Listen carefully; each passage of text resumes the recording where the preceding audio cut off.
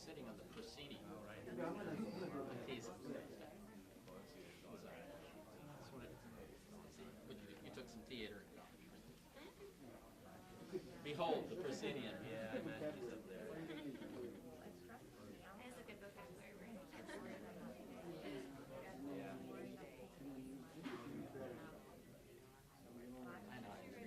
I know. I don't know. I thought it was a rumor.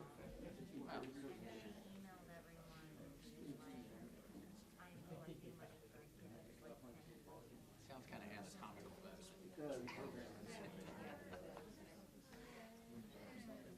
Today. Proscenium's a little itchy. I did.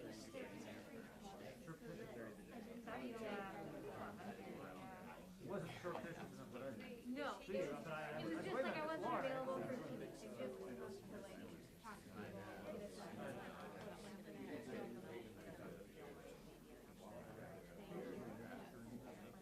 I did.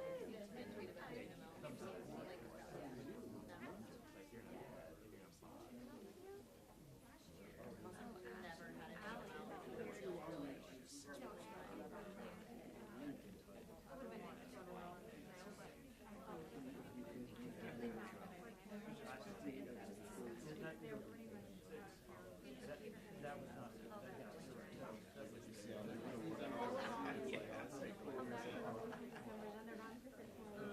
yeah, we had certainly been.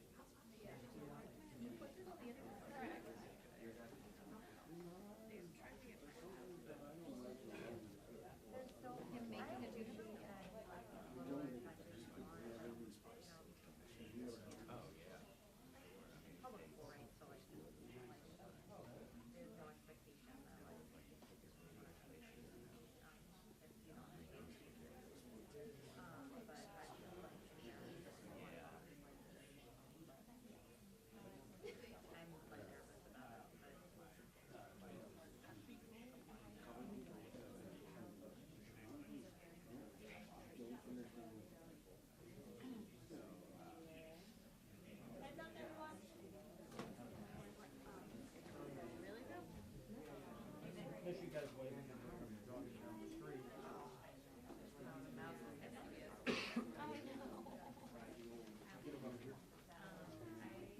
We were here.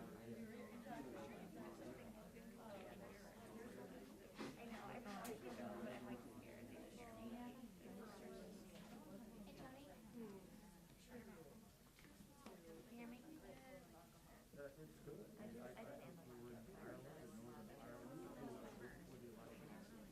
I acquired some new bottles there. It's easier to ship stuff from Ireland to Britain because they're not in the EU. So in terms of bringing stuff back, shipping. And there's we tariffs including an Irish whiskey called McConnell. You'll see McConnell.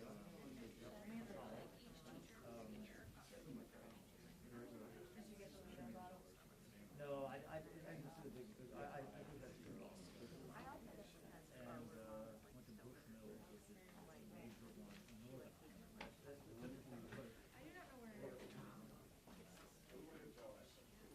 Our mom has 0 energy. Oh, boy.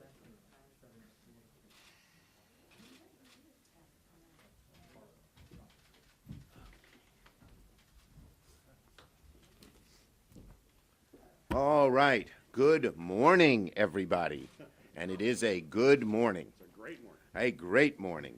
And thank you for being here. And I'm here with the great, amazing Gary Peters, who led the DSCC in such a great way, and he's been terrific. So they say all good things come to those who wait.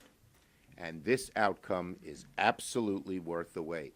After 1 year, 10 months, and 17 days of the longest 50-50 Senate in history, 51, a slim majority.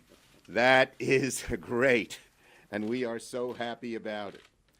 First and foremost, I want to congratulate Raphael Warnock. I spoke to him this morning again on running, and he'll be up here later today, on running just a great race. strong, inspiring, unifying, never daunted. I remember calling him the day the vote came in the general election. And even though he was disappointed that he came close, but not at 50, and he'd have to run again, he said, I'm raring to go, and we're going to win the runoff. And, of course, he did by not 0.5% or 1%, but by close to 3%. And it was because he did an amazing thing. He was just a person who had great faith. He had great strength. He had great conviction. He had great caring. He's a unique man who has a great future. And I was brought to tears last night watching him tell his story in his concluding line in the sentence where he talked about his mom. And he said, she grew up in the 50s picking someone else's cotton and somebody else's tobacco.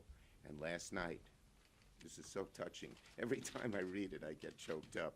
Last night, she helped pick her son to be a United States Senator. Only in America.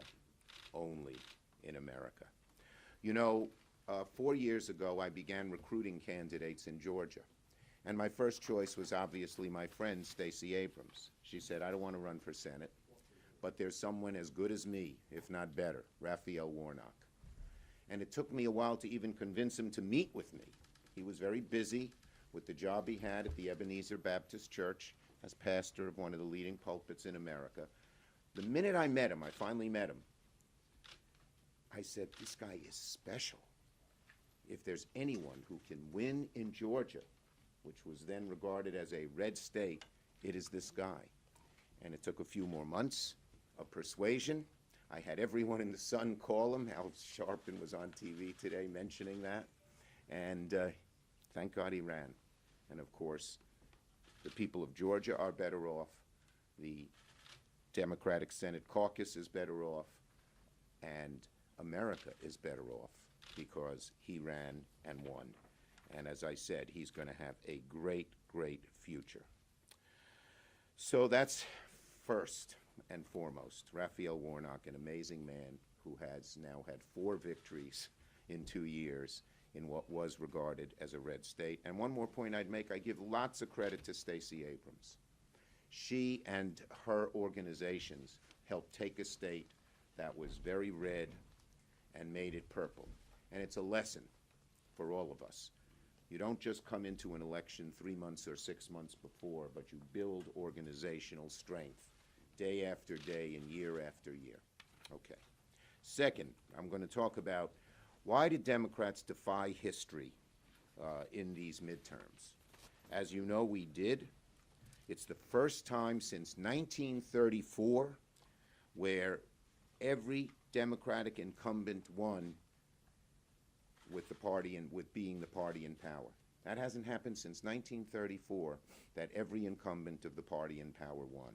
Why'd that happen? Well, first, because we had great candidates, not just Raphael Warnock. Gary and I probably talked to every one of the candidates. I probably did every single day. And their strength and their vitality was just incredible. And they're just indomitable ministers. Every time there was a setback, none of them said, oh, God, it's terrible. They just moved forward. But there are 2 other points that I would make here, why we won. Why did things change? Why, back in April, when everyone thought we would lose seats in the Senate, why did we win? And I think 2 things happened, and I'll take it in time order. First, in May and June, the public began to realize how far right these MAGA Republicans had gone. The Dobbs decision was the crystallization of that, of course, when people said, wow, these MAGA Republicans are serious about turning the clock all the way back. But then there were the 2 other Supreme Court decisions on concealed carry and on limiting what we could do to stop coal plants from poisoning the atmosphere. There were the January 6th hearings. I think they had an important effect because people didn't just read about something that happened once, but every night they saw on TV these hooligans, these insurrectionists being violent, beating up police officers. I was very touched meeting the Sitniks yesterday. Mrs. Sidnick went to Madison High School, and we talked about that. And they saw all of that, and they said, wow. And then the third thing is they saw that the Republican leaders wouldn't even attack this craziness. And so about 10 to 15% of the electorate, Republicans who were not MAGA Republicans, who were not Trump Republicans, people who said, well, I'm a Reagan Republican, I'm a Bush Republican, but this Trump Republican isn't for me, and independents who leaned conservative and tended to vote Republican started saying, this Republican Party isn't for me. But in June still, they held doubts about the Democratic Party. Was the Democratic Party talking about things they didn't care about or didn't like? And could they get anything done?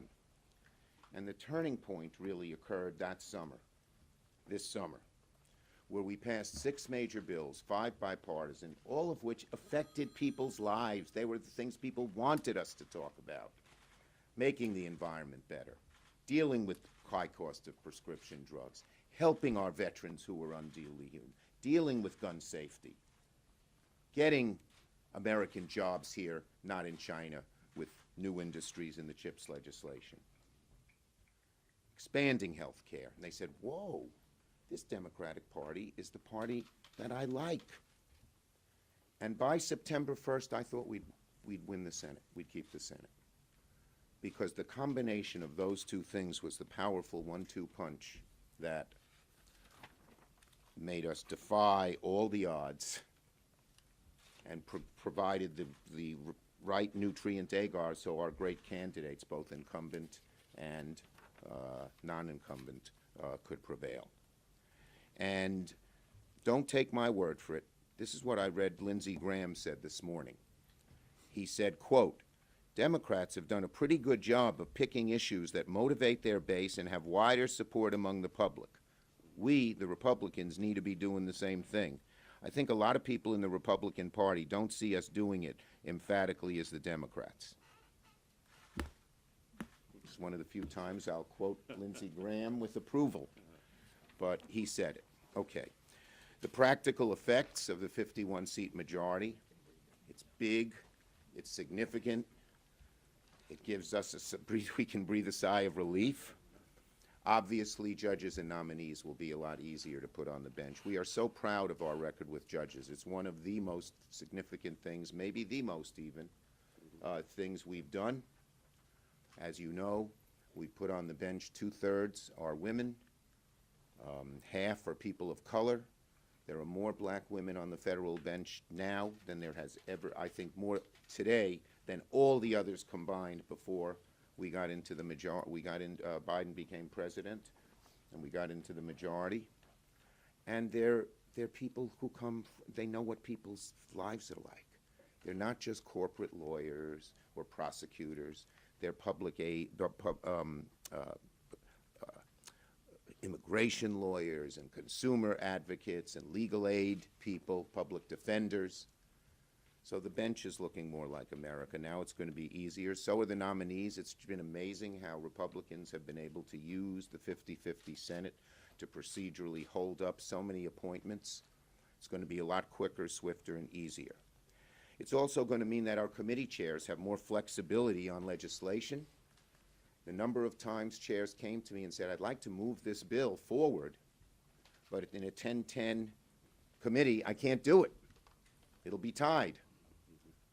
That's all going to change because we'll have the advantage on every committee. It's going to mean that our committees will have greater oversight ability, subpoena power. And people say, well, it's the Biden administration. Oh, no, no, no. Subpoena power can deal with corporate corruption and inequities and other problems throughout the country. And it gives us just a lift. The fact that we got the 51 votes gives us just a great feeling, enthusiasm, unity, encouragement in that way. And let me just add, in addition, our caucus has been deeply grateful for Vice President Harris's constant schedule juggling to preside over a 50-50 Senate. She did a great job. We're appreciative. It's part of her job. but I think she's done a lot of other good things, and now she's going to have a little more time to do those things, because the need for her to be here will be less. Next, one of the things I hope to do as leader is, even in this new electoral climate, is reach out to Republicans. There are a good number of Republicans in the Senate and the House who are not MAGA Republicans, who know that if the Republican Party follows the hard right and the extreme members in their caucuses, that they'll continue to lose ground, as they've lost ground in 2020 and they lost ground in 2022 and in 2018 in the House. And it is my intention to reach out to them and say how can we work in a bipartisan way. And you say, oh, that'll never happen. Well, look at what happened this summer with 50-50. Of the 6 major bills we passed, 5 were bipartisan. And it wasn't that every Republican went along with us, but most did, or enough did. We are going to keep doing that. Turn left, Republicans. Or at least don't turn hard right. It would be a more appropriate, thing to do. But that's very, very, that's very, very important to us to get things done. We want to get things done. And if we can get some bipartisan things done, it will, of course, be better for the country. But it'll be better for the Republican Party, but we'll have a strong, healthy Republican Party that believes in democracy and is willing to get things done as well. And the final thing I talk about before, I'm a little exuberant today. I hope you understand that. But the final thing that I would say is this. This election, both in November and now here on December the 6th, shows that Americans believe in democracy. During some of the darker times, people said, ooh, the democracy, I don't know if it has many days left. But both in micro, what happened in Georgia, despite the efforts of Republican legislature to make it harder to vote, our people voted. People voted. Georgians voted. They said, we're not going to let these barriers stand in our way, even if we have to wait online in the rain. But on a larger level, overall, the American people rejected so many of this MAGA extremism, both in knocking down and not voting for some of these extreme MAGA candidates. But as I said, many of the voters in the middle came over to us because they were worried what the Republican Party under MAGA control would do for democracy.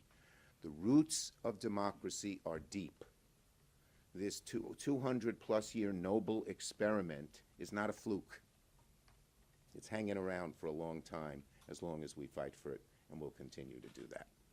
Gary Peters did an amazing, amazing job as head of the DSCC in motivating and uniting our caucus, in choosing a great staff, and I want to give real credit to that staff. I know he will. But Christy Roberts, who's been with I met her when we asked her to run Tester's campaign back in, I can't remember if it was 2006 or 2012. 12, I think. Shriak ran it in 2006. Right. Is incredible. I was on the phone this morning with her, just thanking her, and the whole staff, which Gary ran and chose, and they were amazing. Our caucus just loved the way Gary did this job, and he deserves kudos, accolades, credit, and happiness for the great work he did. Gary Peters.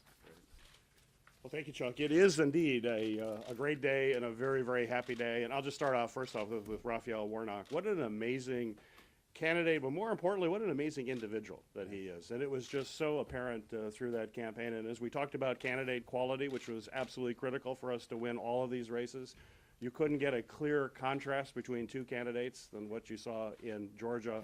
And clearly, Raphael's character, his tenacity, and his ability in the short period of time he's been with us, Chuck, to do meaningful legislation, to help people in Georgia, the port of Savannah, to local military bases, to insulin. He definitely deserved to win, and we're just so happy for him. Loans. student loans. He has, and what hitting the ground that quick, now that he's coming back for 6 years, you can just imagine what he'll do for the next 6 years. Before I say a little bit about more about the campaigns, I just want to take a moment to thank Chuck Schumer. I've had an amazing opportunity to work with him on these campaigns. I first got to see Chuck Schumer when I was a candidate for the United States Senate, and I can tell you as a candidate for the U.S. Senate in Michigan, a real battleground state, I heard from Chuck an awful lot during that campaign. He is very tenacious. He gets involved in the campaign, and as a DSCC chair, he is an amazing partner. He understands these races inside and out.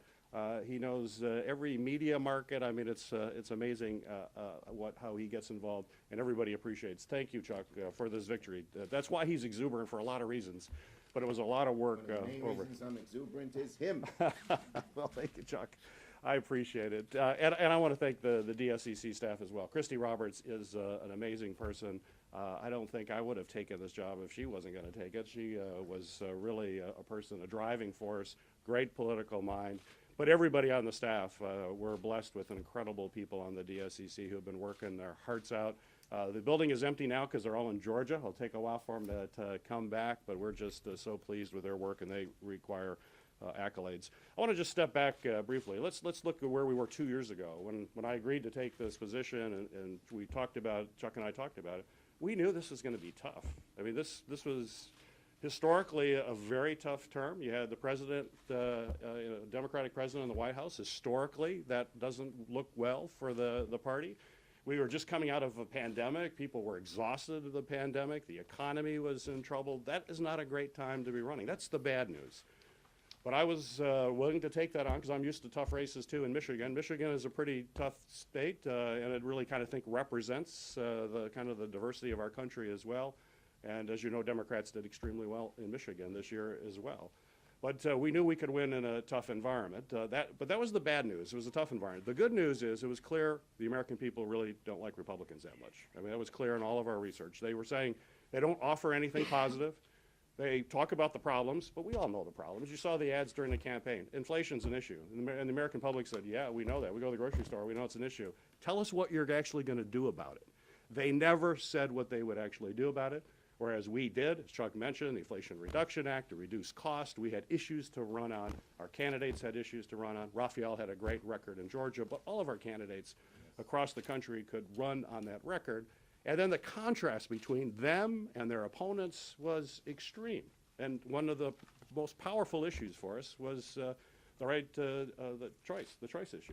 The abortion issue was clearly a motivating factor for our base in all of our states. It got people out. I mean, in Michigan alone, at the University of Michigan, students who were in line at 8 o'clock at night when the polls closed stayed in line. The last student at the University of Michigan to vote was after 2 a.m. They stood in line for 6 hours, predominantly because of the choice. We had an amendment, or we had a constitutional amendment on the ballot, and young women in particular, but everybody said, we are not going to let Republicans take our fundamental right away from us. We're going to stay here and vote. And we saw that all across the country. It made a difference. It allowed folks to see the clear difference. And then just one final note to turn it back over to the leader here. It was also about tactics. We knew that we had to have very robust ground campaign, and we certainly saw that in Georgia. This victory that we just had is a result of just an amazing group of volunteers who all came together, volunteered time to get on phones, to knock on doors. It was an army there, as it was in all of our states. We made a tactical decision at the DSCC 2 years ago that we were going to invest more money in the ground campaign than we were in TV and all of the other kinds of things, because we knew that these races are all going to be close. They're in battleground states. By definition, they're going to be close. But if you're on the 5-yard line, you got to punch across the goal line, and that's where you need a field operation, and that's what we did at the DSCC. We spent more money on that than we ever have in history. It was the right decision, tactical decision, as we move forward. And today, we have an amazing opportunity to celebrate for all the reasons Chuck mentioned. So we look forward to going to work. I do share Chuck's passion to work in a bipartisan way. I'm a chair of one of those committees, of Homeland Security. I'm very happy to get another member of the Democratic member and Homeland Security. We're also the Chief Oversight Committee. We'll look forward to having oversight of corporate America as well as we move forward with an ambitious, aggressive agenda but we want to do this together, and we look forward to working together with our colleagues across the aisle as well. Thank you. We'll have questions on this subject. Majority Leader Chuck Schumer, how do you plan to work with your Republican counterparts in the House, given the fact that Kevin McCarthy, if he is to be Speaker, is going to have to work really hard? I think a at good corralling number his- of the non-MAGA Republicans, including some who won in New York, I know a few of them pretty well, and worked with them when they were in other offices, realize that if they follow a MAGA direction, they're going to lose. And so I think there's going to be a real imperative for them to work with us. We'll have to reach out. We're not going to get everything we want. They won't get everything they want. But I think it will work it's in everybody's interest. That is, the Democrats, all of us, and the significant number of non-MAGA Republicans in both the House and Senate to work together. And I am going to pursue that, you know, with the same kind of energy that we pursued winning this election. Yes? Leader Schumer, aside from all those issues and factors you laid out, Democrats did better than expected without President Biden on the ballot this time. How do you think you'll do in the Senate and maybe even flipping the House with President Biden on the ballot potentially Well, in 24? traditionally, Democrats do better in a presidential year than a non-presidential year. One of the reasons everyone counted us out 6 months ago was because it was a non-presidential year and we were the party in power. And the tradition is that you lose seats in that situation. Of course, we didn't. We gained. So I think, President Biden being on the ticket, if he runs, and if he runs, I'll support him, would be very, very helpful. Yes? You were very strategic and thoughtful and intense about how you use reconciliation as a tool in the 50-50 Senate. Now at 51, can you talk about how you see reconciliation? Of course, there's a different House, but and what it might mean for issues like the child tax credit. Okay, well, let me say a couple of things. First, I'm not going to speculate on what we're going to do in the next Congress. We'll have plenty of time to talk about that, and we're thinking a lot about it already.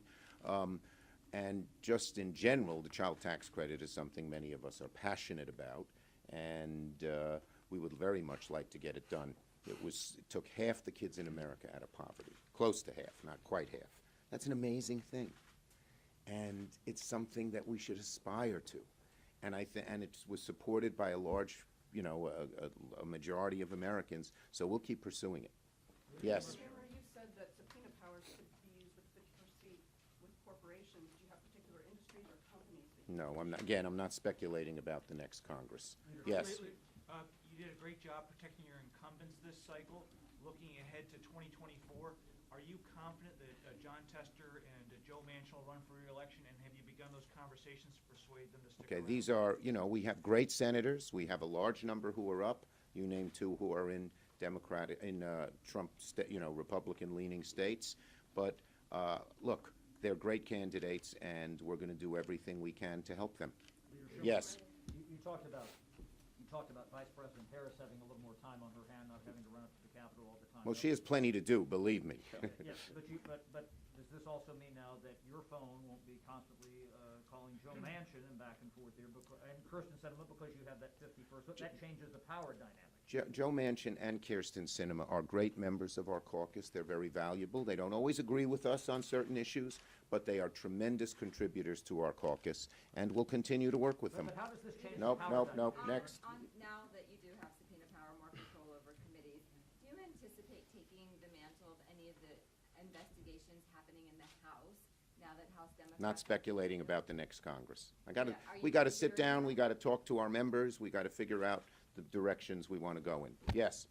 You spoke about the speed and ease with which the new Senate will be able to confirm traditional nominees. Do you think, this is not about the new Congress, but about Biden, do you think Biden may be putting forward different, possibly more progressive nominees given more leeway? I think the nominees he's put forward have been very progressive and a far cry from some of these Trump nominees who are hard right and MAGA. They're an amazing counterbalance. And if we continue in the same direction that we've had the last 2 years, I think I'll be happy, the caucus will be happy, but most important, America will be happy.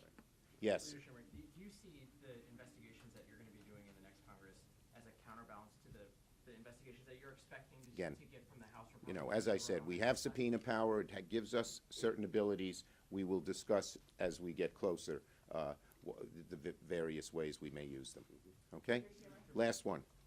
Your comments about what's gonna happen in the next Congress notwithstanding, are there some areas where you think you can peel away those non-MAGA Republicans to support? I think there are going to be a whole lot of areas where the non-MAGA Republicans are going to want to work with us for the good of the country, but for their own survival. It will just not work. It will just not work if they pursue a MAGA line. And I think, having talked to a few of them, and not just the new candidates, in the Senate as well. Again, let me reiterate, of the 6 major bills we passed, 5 were this summer, June, July, and early August, 5 were bipartisan. People are here to get things done, not just to make a speech and be negative. And as Gary aptly put it, in a lot of their campaigns, since they didn't have solutions, they lost. But I think a large, significant number of Republican senators and Republican House members have some solutions. They may not always agree with our solutions, but they're not here just to make a speech. They're here to get them enacted.